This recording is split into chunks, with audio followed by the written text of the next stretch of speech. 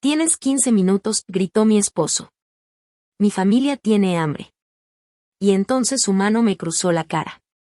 El golpe sonó más fuerte de lo que dolió. Por un segundo, nadie en la mesa se movió. Su mamá se quedó viéndome fijamente. Su hermana bajó la mirada. Su cuñado, de repente, se puso muy interesado en su vaso de té helado, como si ahí adentro estuviera la respuesta a todo. Me toqué la mejilla y volteé a ver a David. Y entonces dije algo que hizo que los cuatro se rieran. Está bien, susurré. Denme 15 minutos. Lo que ellos no sabían era que yo llevaba 3 semanas preparándome para esa cena. Y cuando regresé de la cocina, no traía solo comida. Traía 4 sobres que estaban a punto de cambiarlo todo. Me llamo Rachel Carter, y hasta esa noche había pasado 11 años creyendo que ser buena esposa significaba tener paciencia. Paciencia cuando David llegaba tarde. Paciencia cuando su negocio de construcción tenía un mal mes. Paciencia cuando su mamá me llamaba egoísta nada más porque quería un sábado tranquilo. Paciencia cuando su hermana necesitaba ayuda para pagar el carro. Y sobre todo, paciencia cuando David me decía, tú eres mejor con el dinero, Rachel. Cúbreme esto nada más por ahora. Durante años creí que por ahora quería decir algo temporal. Estaba equivocada. Esa noche había trabajado casi 12 horas en la oficina de facturación médica donde llevaba casi una década trabajando. Andábamos cortos de personal y yo había aceptado quedarme más tiempo porque sabía que David seguía quejándose del dinero. Me quedé sentada en el carro a las 9:32 de la noche, tallándome los ojos cansados, preguntándome si valía la pena siquiera cocinar. Me dolía la espalda, traía los pies hinchados, y desde las 4 de la tarde solo me había comido media barra de granola. Aún así, manejé a casa. Eso era lo que yo hacía. Llegaba a casa. Resolvía problemas. Mantenía la paz. Cuando abrí la puerta a las 10:03 en punto, escuché voces que venían del comedor. Me detuve un momento. David tenía visitas. Ahí estaba su mamá, Linda. También su hermana menor, Megan, y el esposo de Megan, Kyle. Nadie me había avisado que iban a venir. Entré al comedor todavía con mi blusa de trabajo y mi pantalón negro. David volteó a ver el reloj. Luego volteó a verme a mí. Si quieres, sigo con la continuación de la historia, nada más dime hasta dónde quieres que llegue. ¿Dónde andabas?, preguntó él. Yo parpadeé. Trabajando. Te dije en la mañana que me iba a quedar hasta tarde. Él empujó la silla hacia atrás. Mi familia lleva rato esperando la cena. Volteé a ver la mesa. Había 4 platos vacíos. 4 personas sentadas ahí, esperando a que yo les sirviera. Casi me dio risa. En lugar de eso dije, David, acabo de trabajar casi 12 horas. A él se le tensó la quijada, y su mamá suspiró de manera exagerada. Rachel, mi amor, todos tenemos hambre. La volteé a ver. Entonces, ¿por qué nadie pidió comida a domicilio? Fue en ese momento cuando David se levantó. Porque eres mi esposa. El cuarto se quedó en silencio. Él se acercó más. Sabías que venía mi familia. Debiste tener la cena lista. No sabía. Sí sabías. No, David. No sabía. Su cara cambió. No era tristeza, ni decepción. Era coraje. Tú siempre tienes una excusa. Di un paso hacia atrás. Por favor, no empieces con esto hoy. Él señaló hacia la cocina. Ve a cocinar. Yo no me moví. David. Ve a cocinar. Su voz retumbó en todo el cuarto. Y entonces su mano me cruzó la cara. Escuché la cachetada antes de sentirla. La cabeza se me fue de lado. Por un momento, lo único que pude oír fue un zumbido leve en los oídos. Nadie se levantó. Nadie preguntó ¿estás bien? Linda nada más susurró, ay, David. Y no porque le importara que me hubiera lastimado, sino porque le preocupaba lo que pudiera pasar después.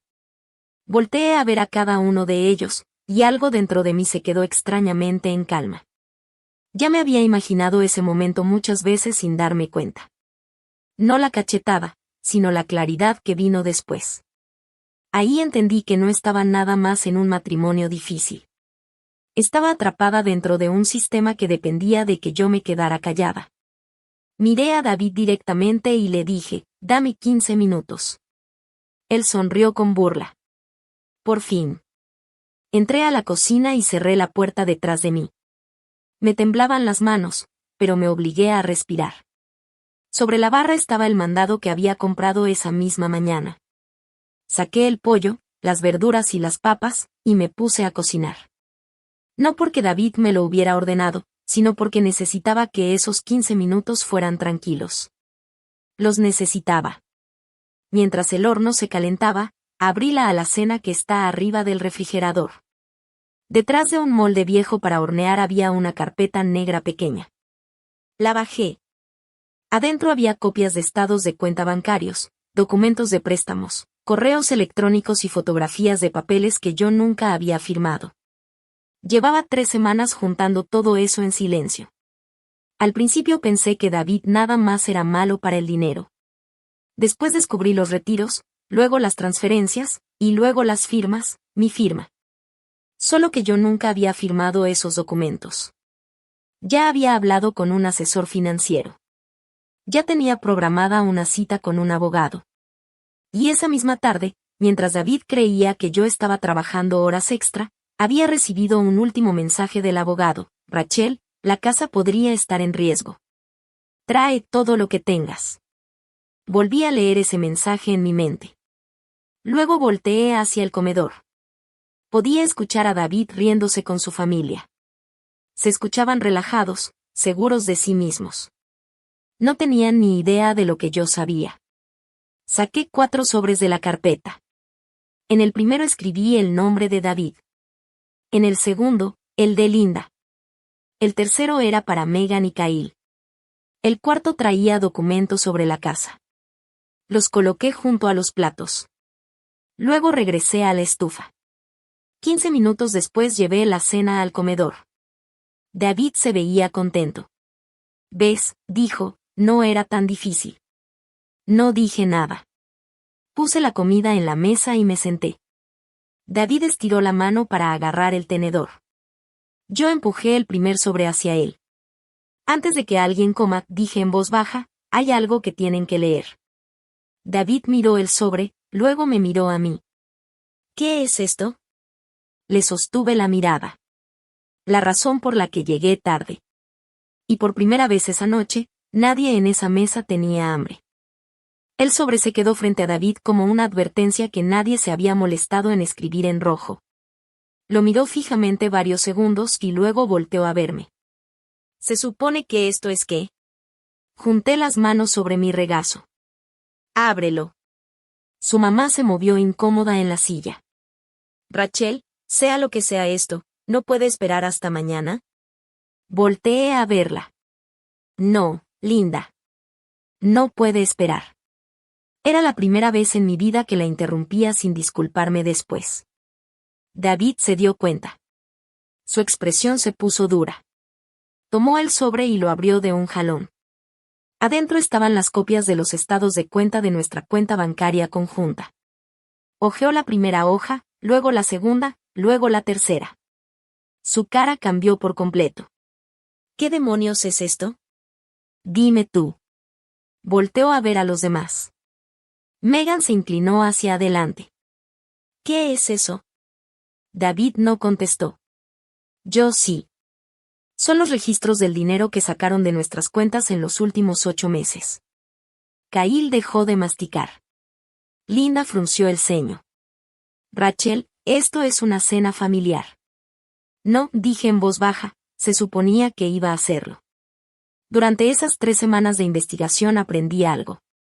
La gente cree que la traición financiera siempre empieza con un robo enorme. Casi nunca es así. Empieza con cosas pequeñas. Una transferencia por aquí, un cargo a la tarjeta de crédito por allá, un gasto de negocio que no cuadra del todo, una firma que se parece lo suficiente como para no levantar sospechas. Un esposo que te dice, No te preocupes por eso. Así fue como pasó con David. Durante 11 años confié en él. Cuando compramos la casa en Ohio, juntamos nuestras finanzas porque así le hacían las parejas casadas que conocíamos. Teníamos cuentas separadas para nuestros gastos personales, pero la hipoteca, los servicios, el seguro y los ahorros salían de la cuenta conjunta. Yo me encargaba de la mayor parte del presupuesto del hogar. David se encargaba de su negocio de construcción. Todo parecía razonable, hasta la primavera pasada. Fue entonces cuando David empezó a decirme que el negocio andaba lento. Decía que los costos de construcción estaban subiendo. Decía que los clientes se tardaban en pagar. Decía que varios trabajos se habían salido del presupuesto. Yo le creí. Así que cuando me pidió que trabajara horas extra, no lo cuestioné. Nada más necesito que aguantemos estos meses que vienen, me dijo. Yo asentí. Vamos a lograrlo. Me dio un beso en la frente. Eres la mejor, Rachel. Eso también me lo creí. Después empezaron a pasar cosas raras. El saldo de nuestros ahorros seguía bajando, aunque mi sueldo no había cambiado en nada. Le pregunté a David al respecto. Siempre tenía una explicación: el seguro, los materiales, un pago de impuestos, un problema pasajero de flujo de efectivo. Un sábado en la mañana, mientras estaba sentada en la mesa de la cocina pagando el recibo de la luz, noté una transferencia de $8,500. Había ido a parar a una cuenta que yo no reconocía. Le hablé a David. Contestó al tercer timbrazo. ¿Qué es esta transferencia? Hubo una pausa. ¿Cuál? Le leí la fecha y el monto. Ah, eso es para el negocio. ¿Cuál cuenta del negocio? Mi nueva cuenta operativa. Nunca me dijiste de una cuenta nueva. Porque no pensé que importara. Esa frase se me quedó grabada, no pensé que importara. Yo quería creerle. De verdad quería. Pero algo había cambiado dentro de mí. Así que empecé a investigar. No de forma obsesiva, ni dramática. Nada más empecé a guardar copias. Descargué estados de cuenta. Tomé fotos de documentos. Revisé nuestro reporte de crédito. Y entonces encontré algo que me hizo un nudo en el estómago. Había una línea de crédito sobre el valor de la casa que yo jamás había solicitado. Le hablé al banco a la mañana siguiente. La señorita que me atendió verificó mis datos, y luego me dijo algo que jamás voy a olvidar: señora, la solicitud tiene su firma. Me quedé sentada en el carro, afuera del súper, con la mirada perdida en el parabrisas. Eso es imposible. Entiendo. Yo no firmé eso. Ella se puso más cautelosa. Entonces le recomiendo mucho que hable con un abogado. Ese fue el momento en que dejé de preguntarme si David estaba tomando malas decisiones con el dinero. Empecé a preguntarme si me había estado engañando. Primero contacté a un asesor financiero, y después a un abogado. A David no le dije nada, todavía no. Mi abogada revisó los documentos y me hizo una pregunta sencilla: ¿usted autorizó alguna de estas transferencias? No. ¿Usted firmó estos documentos de préstamo? No. Entonces no lo confronte hasta que entendamos todo el panorama. Así que esperé. Y mientras esperaba, descubrí más cosas. Había dinero que se había ido al negocio de David. Dinero que había ido a parar con su mamá. Dinero que se había usado para pagar una tarjeta de crédito de su hermana. Incluso había pagos relacionados con un carro que yo nunca había visto. Sentí náuseas. Pero lo peor no fue el dinero. Fue darme cuenta de cuánta gente sabía. Porque cuando le enseñé las transacciones a mi asesora, ella notó algo que yo no había visto. Las transferencias no eran al azar. Seguían un patrón. David había estado moviendo dinero de nuestras cuentas del hogar cada vez que su negocio necesitaba efectivo. Y parte de ese dinero terminaba repartido entre miembros de su familia.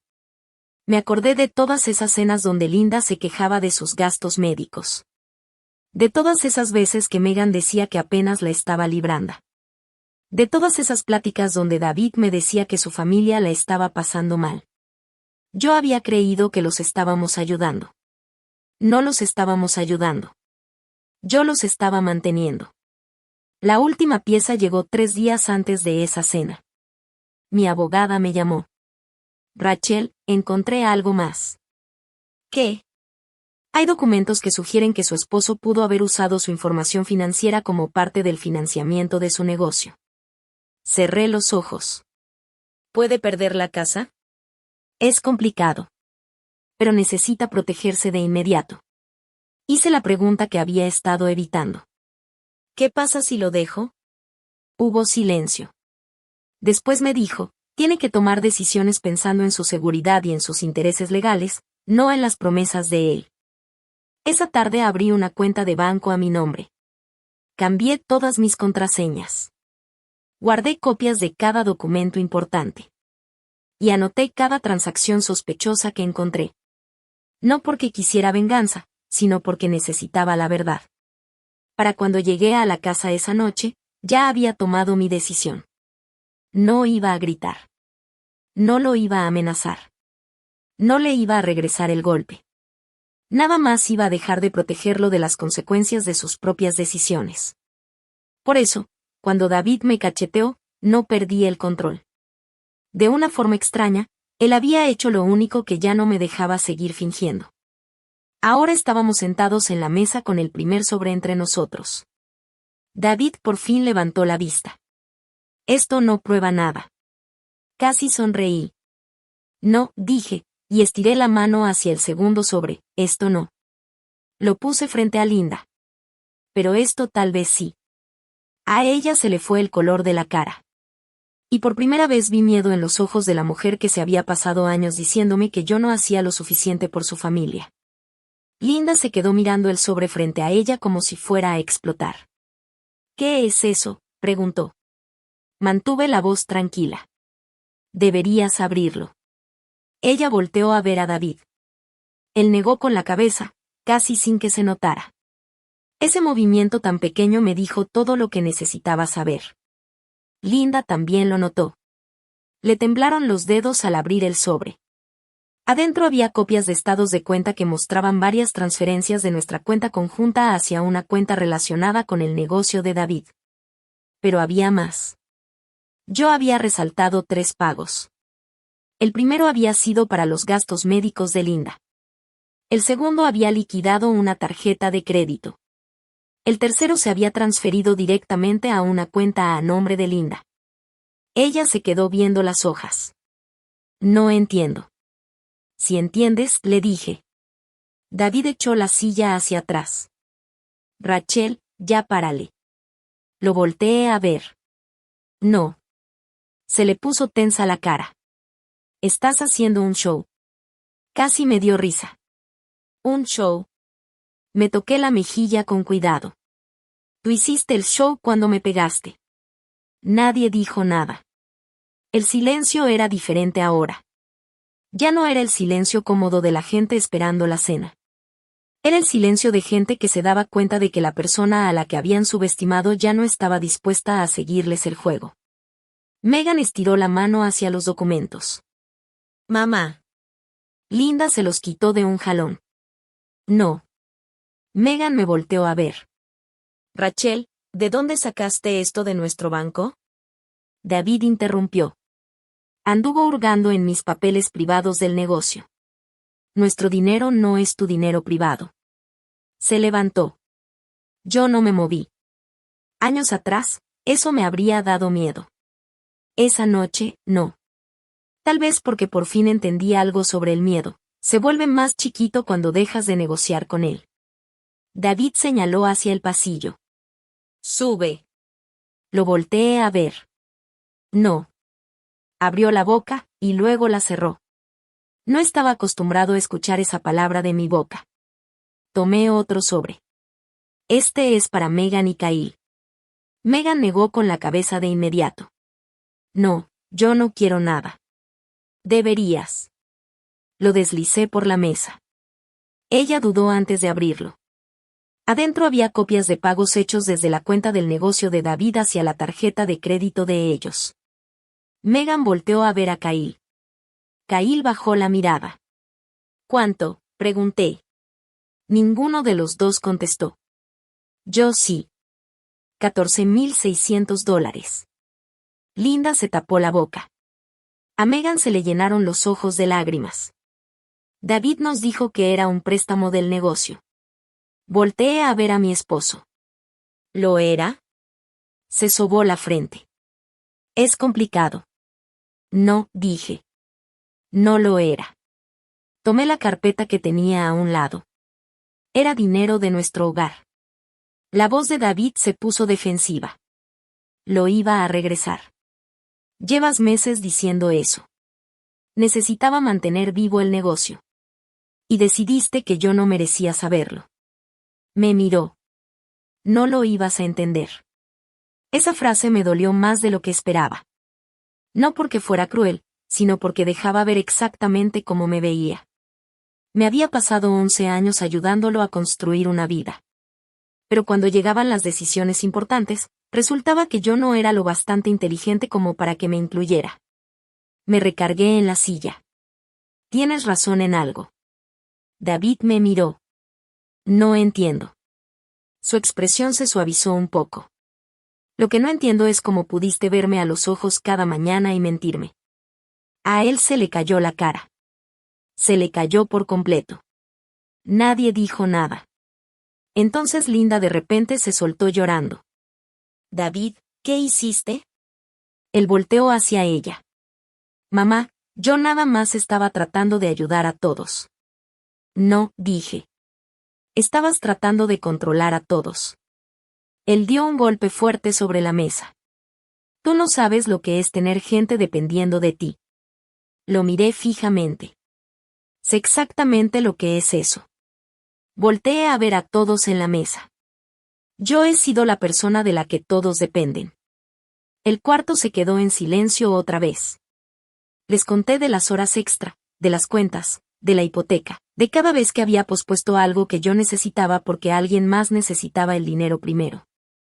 Les conté de las vacaciones que cancelé porque David decía que el negocio necesitaba efectivo. Les conté del trabajo dental que atrasé. Les conté de los fines de semana que pasé poniéndome al corriente con el papeleo de la casa mientras todos los demás la pasaban bien. No estaba contando todo eso para hacerlos sentir culpables. Por fin lo estaba diciendo en voz alta.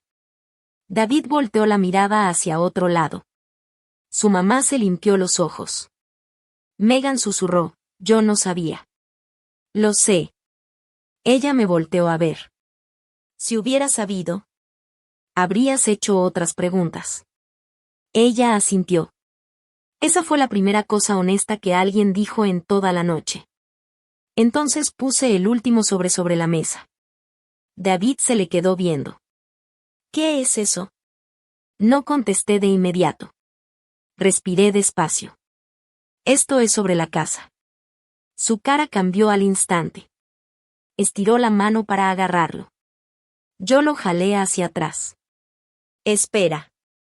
Me miró. Quiero que todos entiendan algo. Señalé el sobre. Esto no es una amenaza. Luego volteé a ver directamente a David. Y tampoco es venganza. Su expresión se puso dura. Entonces, ¿qué es? ¿Protección? Abrí el sobre yo misma.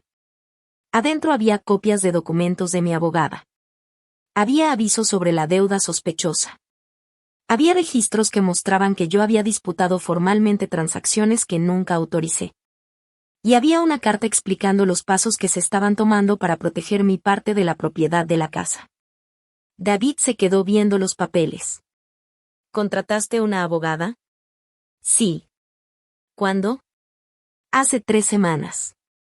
Su voz bajó de tono. ¿Planeaste todo esto? No, lo miré. Investigué lo que tú ya habías hecho. Esa diferencia importaba. David se hundió de vuelta en su silla. Por primera vez esa noche se veía cansado, no enojado, no poderoso, nada más cansado.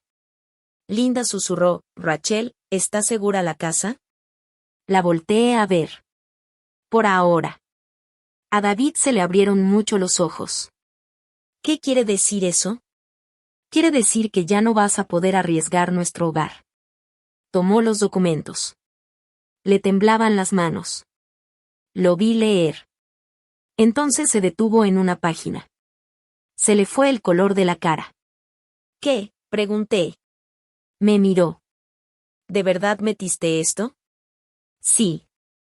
Su silla rechinó contra el piso cuando se levantó. No tenías ningún derecho. Tenía todo el derecho de protegerme, contesté en voz baja. Volteó a ver a su familia. Nadie salió en su defensa. Ni siquiera su mamá. Por primera vez, David entendió que el equilibrio de poder en esa mesa había cambiado. Yo no necesitaba gritar. No necesitaba amenazarlo. Yo tenía algo mucho más fuerte, la verdad. Entonces se le llenaron los ojos de lágrimas. Rachel. Esperé. Se le quebró la voz. Por favor. No dije nada. Me miró como si me estuviera viendo por primera vez. No me dejes. Y de alguna manera esas 4 palabras me dolieron más que la cachetada. Porque durante 11 años le había estado suplicando que no me dejara emocionalmente. Él simplemente nunca se dio cuenta. Por favor, no me dejes. Las palabras de David se quedaron flotando en el cuarto. Por un momento casi sentí lástima por él. Después me acordé del sonido de su mano contra mi cara. Me acordé de los meses de mentiras. Me acordé del dinero, y me acordé de cuántas veces le había preguntado con delicadeza si todo estaba bien. Él me había visto a los ojos cada una de esas veces y me había dicho que sí. Bajé la voz. Todavía no he decidido qué voy a hacer. David respiró de forma temblorosa. ¿Entonces te vas a quedar? No. Él cerró los ojos. Dije que no he decidido. Linda empezó a llorar otra vez. Megan se quedó completamente quieta. Caí finalmente empujó su plato lejos de él. Ya nadie estaba comiendo. La cena que a mí me había tomado 15 minutos preparar se había convertido en algo que ninguno de ellos podía pasarse. David bajó la vista hacia los documentos. Rachel, te puedo explicar. Ya lo hiciste. Me refiero a todo. Me dijiste que el negocio andaba mal. Y así era. Me dijiste que el dinero era temporal. Se suponía que lo iba a hacer. Me dijiste que tu familia necesitaba ayuda. ¿Y si la necesitaban? Negué con la cabeza. Eso no explica las firmas. David se quedó callado. Le vi la cara. Esa era la pregunta que no podía contestar. El dinero se podía explicar. Las malas decisiones se podían explicar. Hasta las mentiras se podían explicar. Pero mi firma no, a menos que aceptara lo que había hecho. Finalmente susurró, pensé que ibas a decir que no. Lo miré fijamente. ¿No a qué? ¿Al préstamo? Entonces, ¿firmaste por mí? No contestó. Usaste mi nombre. Bajó la mirada. Con eso fue suficiente. Me paré. Linda me volteó a ver. Rachel, levanté la mano. Por favor, no. Mi voz no sonaba enojada, sonaba agotada. No quiero otra discusión esta noche. Junté los documentos. De repente David estiró la mano hacia mi muñeca. Di un paso atrás de inmediato. Él se quedó paralizado. Vi cómo le caía el 20 en la cara. Se acordó. Yo también. Soltó la mano. Perdóname, susurró. Asentí una sola vez. Bien. Después caminé hacia el pasillo. ¿A dónde vas? ¿A un hotel? ¿Te vas esta misma noche? Sí. Él se puso de pie. Por favor, Rachel. Me di la vuelta. Tuviste 11 años para pedirme que me quedara. Se le llenaron los ojos de lágrimas. Lo sé. No, le dije suavemente. Creo que no lo sabes. Subí las escaleras. Empaqué una sola maleta, no todo, nada más lo necesario para unos días. Ropa de trabajo, artículos de aseo, mi laptop, mis medicamentos, un par de zapatos cómodos. Y la fotografía pequeña con marco de mi papá que tenía en el buró. Mientras cerraba la maleta, Escuché a David abajo hablando con su mamá. Su voz sonaba baja. No alcancé a oír cada palabra, pero una frase la escuché bien clara. No pensé que de verdad fuera a hacer algo. Me detuve. Esa frase me dijo más que todos los documentos juntos. Él nunca había creído que yo lo fuera a dejar. Nunca había creído que yo investigaría. Nunca había creído que me fuera a proteger a mí misma. Él había confundido mi paciencia con debilidad. Cuando bajé las escaleras, todos me voltearon a ver. David estaba parado cerca de la puerta principal. Te hablo mañana. Negué con la cabeza. No. Se le cayó la cara. Mi abogada se va a comunicar contigo. Él tragó saliva. Rachel, hablo en serio. Abrí la puerta. Entonces escuché a Linda detrás de mí. ¿Puedo hablar contigo? Volteé a verla. Estaba parada sola. Ya no traía esa seguridad que normalmente cargaba. Se veía como una mujer mayor que de repente se daba cuenta de que había tomado decisiones terribles. ¿Qué? Bajó la mirada. Yo no sabía que había usado tu firma. Le creí, al menos en parte. Pero sí sabías lo del dinero. Ella asintió. Sí. ¿Por qué? Se limpió la mejilla. Porque tenía miedo de perder mi casa. La miré fijamente. Ella continuó, David me dijo que me podía ayudar si me quedaba callada. Respiré despacio. ¿Y pensaste que eso estaba bien? No, se le quebró la voz. Nada más no supe cómo pararlo. La miré varios segundos. Después le dije, me lo debiste haber dicho. Lo sé. Eso fue todo. Sin discurso dramático, sin excusa. Nada más esas dos palabras. Asentí y salí. El aire fresco de la noche me pegó en la cara. Por primera vez en años sentí que podía respirar. Manejé hasta un hotelito como a 20 minutos de ahí. En el estacionamiento apagué el motor y me quedé sentada. La mejilla todavía me dolía. Pero el dolor más profundo estaba en otro lado. Estaba en darme cuenta de que había pasado años tratando de ganarme el cariño de gente que creía que mi utilidad era lo mismo que mi valor. Subí a mi cuarto. Me bañé. Después le hablé a mi abogada. Ya salí de la casa. ¿Estás bien? Sí. Qué bueno. No regreses sola. No voy a regresar. Hubo una pausa. Después me dijo, Rachel, hiciste bien en documentar todo. Miré por la ventana del hotel. No me siento fuerte. No tienes que sentirte fuerte. ¿Entonces qué tengo que sentir? Segura. Esa palabra se me quedó grabada. Segura. No feliz, no victoriosa, no poderosa. Segura. A la mañana siguiente me desperté antes de que saliera el sol. Por unos segundos no recordé dónde estaba. Después me acordé de todo, la cachetada, los sobres, la casa, las firmas. Agarré mi celular. Tenía 14 llamadas perdidas, 9 de David, 3 de Linda, 2 de Megan. No le contesté a ninguno. En vez de eso, me fui a trabajar. Me senté en mi escritorio a procesar reclamos de seguros mientras mi vida personal parecía venirse abajo. A la hora de la comida revisé mi correo. Había un mensaje de mi abogada. Los documentos en disputa ya habían sido formalmente impugnados. El banco había puesto medidas de seguridad adicionales en las cuentas, y había una actualización más, la solicitud de la línea de crédito sobre la casa estaba bajo revisión. Me recargué en la silla. Por primera vez entendí que mi venganza no tenía que ser dramática. No tenía que involucrar destruir a nadie. Nada más tenía que dejar de cargar con consecuencias que le pertenecían a alguien más. En los días que siguieron salieron más verdades. David admitió que su negocio llevaba casi un año batallando. Había pedido prestado de nuestros ahorros. Después pidió prestado sobre la casa. Cuando eso no le alcanzó, empezó a mover dinero entre distintas cuentas.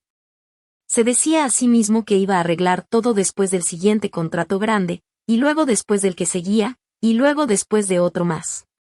Siempre era mañana. Hasta que ese mañana por fin llegó, y ya no quedó donde esconderse. Megan me habló una noche. Perdóname, me dijo. Me quedé sentada en silencio en mi cama. ¿Por qué?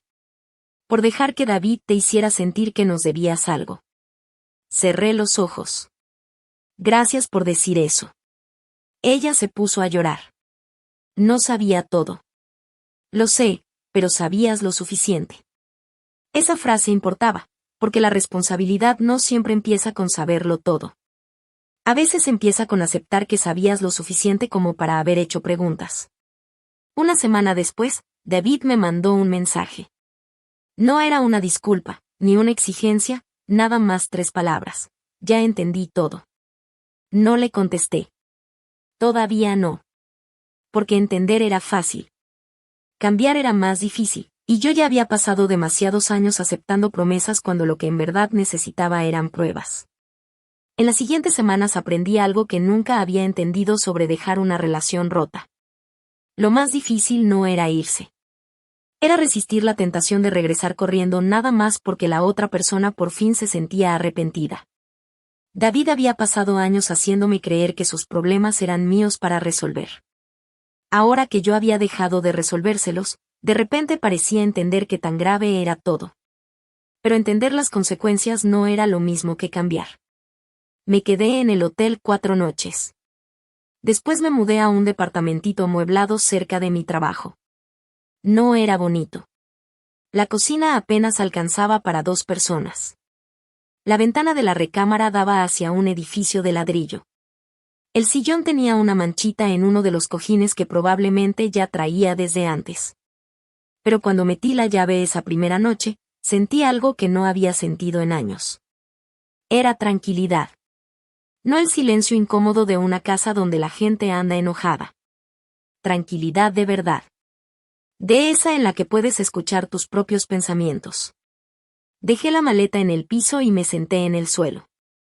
Por primera vez en 11 años, nadie me estaba esperando para que preparara la cena. Nadie me preguntaba dónde estaba su camisa. Nadie se quejaba de un recibo. Nadie necesitaba nada de mí. Y qué raro, no sabía ni qué hacer conmigo misma. Así que hice espagueti. Nada más espagueti. Me lo comí parada junto a la barra de la cocina, y me reí de lo ordinario que se sentía todo eso. Después me puse a llorar. No porque estuviera triste, sino porque apenas estaba entendiendo qué tan cansada había estado. El proceso legal avanzaba despacio.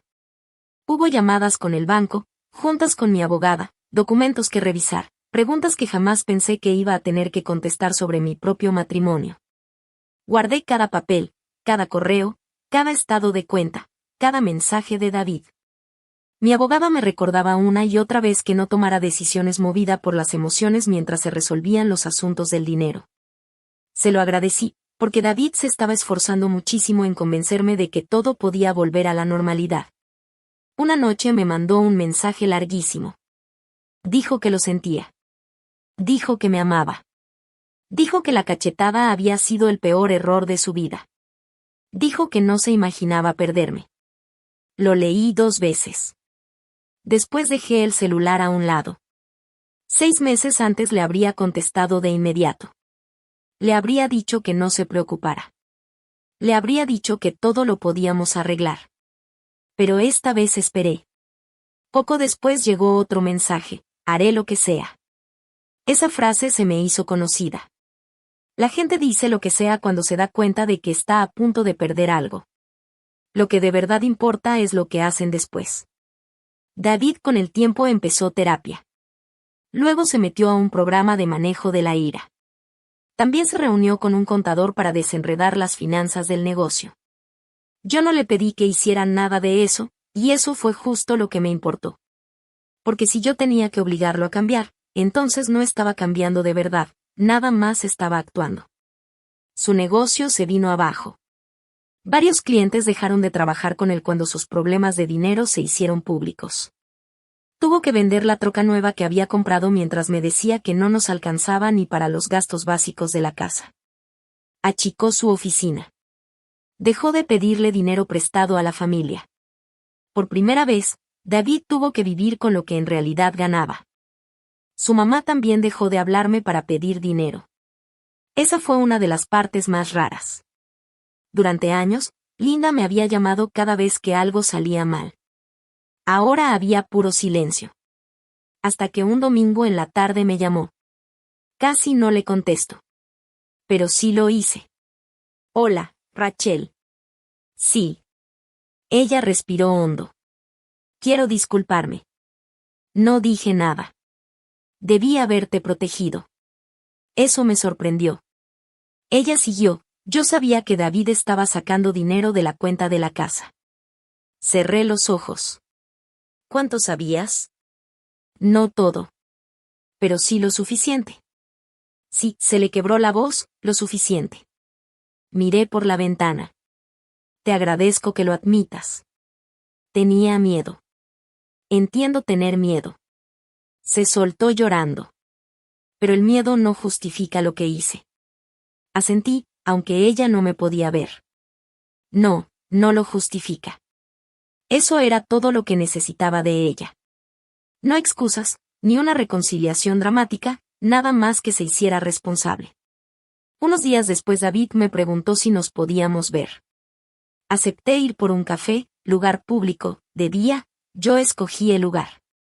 Cuando entró, se veía distinto, no de forma exagerada. Había bajado de peso. Traía el pelo más desarreglado. Ya no traía el reloj caro en la muñeca, ni esa sonrisa segura de siempre. Se sentó frente a mí. Gracias por venir. Asentí. ¿Cómo estás? Estoy bien. Bajó la mirada. No espero que me perdones. Qué bueno. Él sonrió apenas, con tristeza. Me lo merezco. Por un rato ninguno de los dos dijo nada. Entonces dijo, estaba enojado con la persona equivocada. Esperé. Me daba vergüenza mi negocio. Sentía que era un fracaso.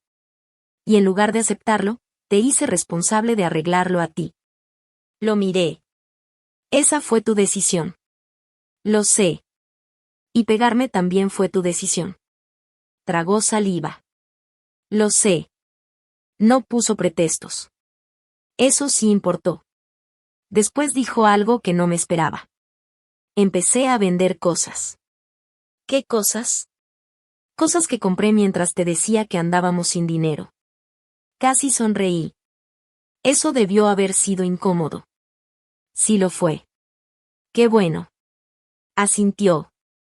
Eso también me lo merezco. Nos quedamos ahí sentados en silencio. Después metió la mano a su chamarra. De inmediato me puse alerta. ¿Qué es eso? Puso un sobre chiquito sobre la mesa. No lo abras todavía. Me quedé viéndolo. ¿Qué es? El primer pago. No lo toqué. ¿Pago de qué? De lo que te debo. Miré el sobre, y después lo miré a él. ¿Cuánto? $10,000. Negué con la cabeza. No tienes que darme efectivo en una cafetería. Lo sé. Se veía apenado. Nada más quería que vieras que en verdad estoy haciendo algo. No agarré el sobre. Mándalo a través de mi abogada. Asintió. Está bien. Ese momento fue importante, porque el David de antes hubiera discutido. El David de antes hubiera dicho que no confiaba en él. El David nuevo nada más dijo, está bien. Y fue ahí cuando entendí algo. Tal vez la reconciliación no se trataba de regresar a cómo estaban las cosas antes. Tal vez se trataba de construir algo completamente diferente. La confianza no se podía exigir, había que ganársela. El perdón no podía borrar el pasado, nada más podía decidir qué quería hacer yo con él. Un mes después, mi abogada confirmó que el primer pago había llegado. Después otro. David vendió parte del negocio. Achicó su forma de vivir. Siguió en terapia. Dejó de pedirme que lo rescatara. Y poco a poco, muy despacio, empecé a creer que tal vez sus acciones por fin estaban diciendo la verdad que sus palabras nunca dijeron. Aún así, no me regresé a la casa. No estaba lista. Tal vez nunca lo estaría. Pero dejé de ver el futuro como una puerta que se había cerrado de golpe. Era una puerta que yo podía elegir abrir algún día, o dejar cerrada. Por primera vez, la decisión era completamente mía. Y eso valía más que cualquier venganza que me hubiera podido imaginar. 3 meses después de aquella cena, yo todavía no me había regresado a vivir a la casa. David y yo ya no éramos esposo y esposa como antes. Éramos 2 personas paradas con cuidado en lados opuestos de un puente, tratando de decidir si era seguro cruzarlo. Los problemas legales por fin empezaban a resolverse. El banco había terminado de revisar los documentos en disputa. Mi abogada me había ayudado a separar mis finanzas de las obligaciones del negocio de David, y la casa ya no corría peligro inmediato. Todavía quedaban deudas por resolver, todavía había papeleo, todavía había conversaciones difíciles. Pero por primera vez, la situación pertenecía a la realidad, y no al secreto. David también había cambiado su rutina. Ya no esperaba que yo le arreglara las cosas. Dejó de llamarme cuando un pago del negocio se atrasaba. Dejó de pedirme que cubriera gastos. Dejó de decirme que todo iba a estar bien si nada más confiaba en él. En lugar de eso, empezó a hacer algo mucho más difícil, decir la verdad, aunque esa verdad lo dejara mal parado. Su negocio llevaba fallando más tiempo del que había admitido. Había pedido dinero prestado porque le aterraba perderlo todo. Y una vez que empezó a pedir prestado, ya no pudo parar. Cada préstamo nuevo se suponía que iba a resolver el problema anterior. Cada mentira se suponía que iba a proteger a la siguiente. Con el tiempo, las mentiras se hicieron más grandes que el negocio mismo. Se había dicho a sí mismo que estaba protegiendo a su familia, pero en realidad había estado protegiendo su orgullo. Eso fue algo que finalmente admitió en una de nuestras sesiones de terapia. Yo no esperaba estar ahí. Al principio me había negado, pero mi consejera sugirió que, si algún día la reconciliación iba a ser posible, en algún momento íbamos a necesitar un ambiente controlado donde los dos pudiéramos hablar con honestidad. Así que acepté ir a una sesión, nada más una. Nos sentamos a varios metros de distancia. La consejera le hizo a David una pregunta sencilla. ¿Por qué la golpeó? David bajó la mirada. Estaba enojado. La consejera esperó. Él suspiró. Esa no es toda la respuesta. No. Se sobó las manos. Quería tener control. Lo miré. Él siguió, sentía que todo se me estaba cayendo encima, el negocio, el dinero, mi reputación. Y cuando Rachel llegó tarde a la casa, la vi como otra persona más que no estaba haciendo lo que yo necesitaba. Se me hizo un nudo en el estómago. Él me volteó a ver. Eso no fue justo. No, dije. Fue maltrato. Asintió. Sí. No lo discutió. No dijo que yo lo había provocado. No dijo que estaba bajo presión. Nada más aceptó la palabra maltrato. Eso importaba, porque durante años me había preguntado si de alguna manera yo había contribuido a lo que pasó.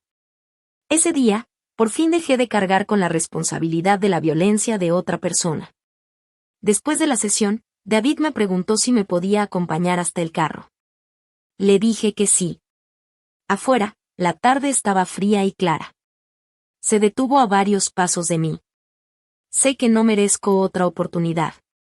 Lo miré. Eso no lo decides tú solo. Lo sé.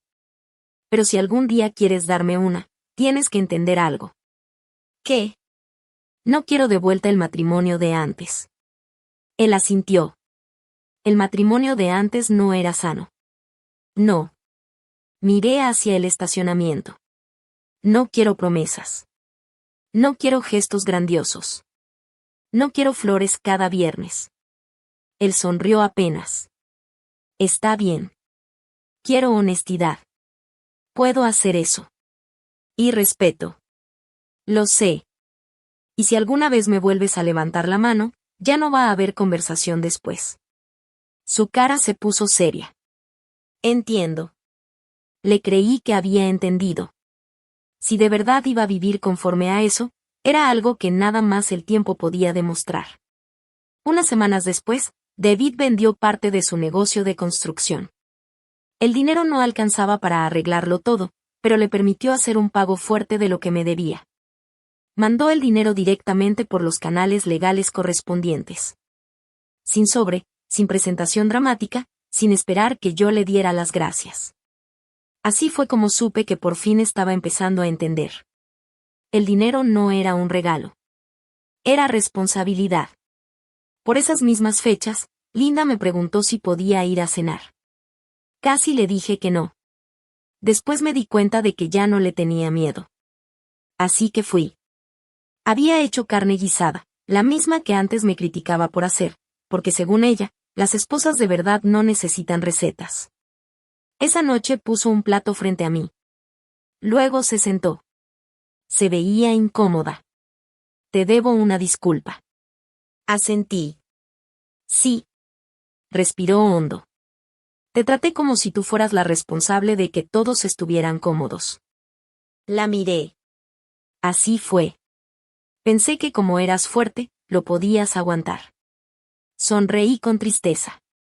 Eso lo dice la gente cuando no quiere aceptar que ha estado pidiendo demasiado. Ella bajó la mirada. Lo sé. No hubo perdón dramático. Ni abrazo, ni lágrimas cayendo una sobre la otra, nada más honestidad. Y qué raro, eso se sintió mejor. Con el tiempo, Megan y Kyle también se hicieron responsables del dinero que habían aceptado. Empezaron a pagar lo que podían. Nadie me culpó. Nadie me llamó egoísta. Nadie me pidió que los rescatara. La familia por fin había aprendido lo que yo había estado tratando de enseñarles durante años sin decirlo directamente. El amor no significa acceso ilimitado al dinero, al tiempo, a la energía ni a la dignidad de otra persona. Pasaron los meses. David siguió yendo a terapia. Se mantuvo sobrio. Reconstruyó su negocio despacio, esta vez sin pedir prestado de nuestras cuentas del hogar.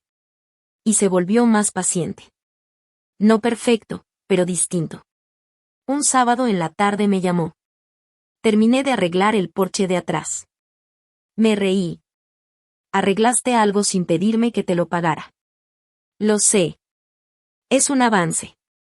Sonreí. Era la primera vez que bromeábamos juntos en meses. Después me dijo, ¿te gustaría ver la casa? Dudé. Tal vez. Así que fui. Cuando abrí la puerta principal, todo se veía conocido.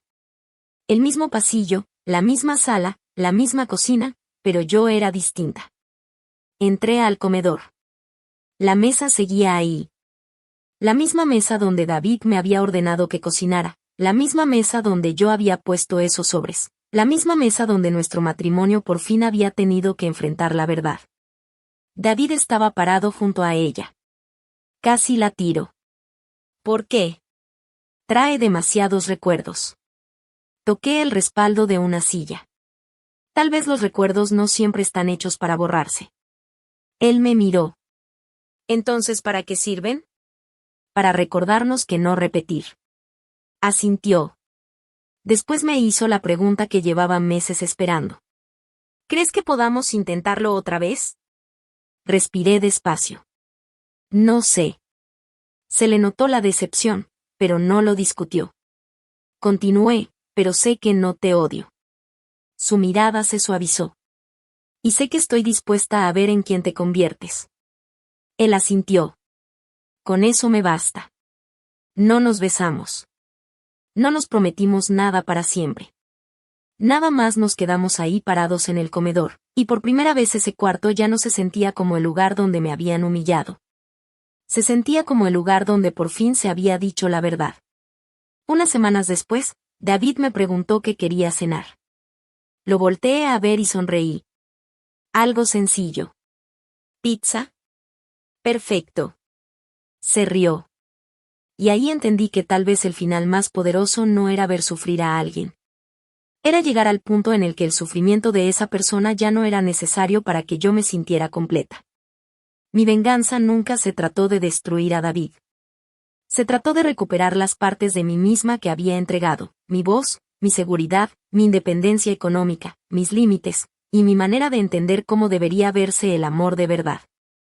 Si estás escuchando esta historia y algo de esto se te hace conocido, recuerda esto. No tienes que esperar a una crisis para enterarte de lo que está pasando con tu propio dinero. Entérate de qué cuentas existen a tu nombre. Lee los documentos antes de firmarlos. Guarda copias de tus papeles importantes. Y nunca confundas la paciencia con un permiso para que te traten mal.